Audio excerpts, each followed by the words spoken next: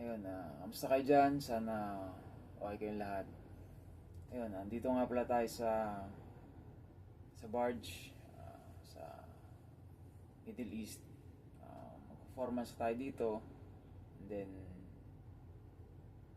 2 months sa lupa. Ayun.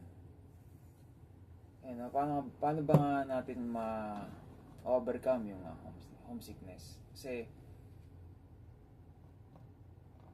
lalo sa atin, mga Pinoy, marami tayong OFW dito. So, ayun. Iniisip ko talaga na kahit mag 6 months na ako dito, 4 months sa offshore tapos onshore naman. Hindi ko na-feel na homesick ako kasi iniisip ko palagi yung may idulot nung pag-stay ko dito sa dagat. Kasi sa pagtagal ko dito, pag iniisip ko na mas may maganda pang mangyayari sa Pinas,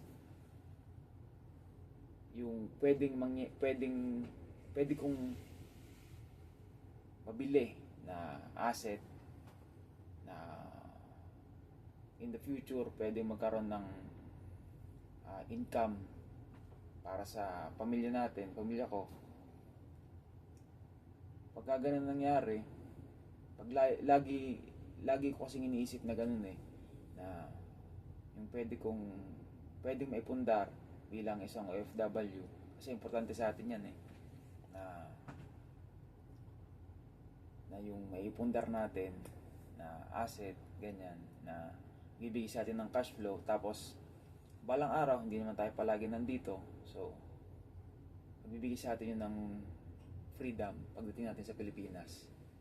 So yun lang iniisip ko palagi, na nilagay ko sa mindset ko na kailangan tuloy lang, diretso trabaho.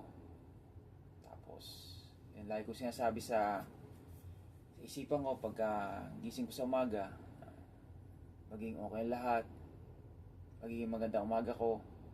Tapos mabibili ko yung gusto ko para sa pamilya ko. Tapos magkakaroon ako ng time freedom pagkatapos itong journey natin sa pagiging OFW. Tapos isip ko rin na saglit lang naman to, konti lang. Then ang sunod na naman ito kasama ko na sila. So yun, basta tuloy lang tayo,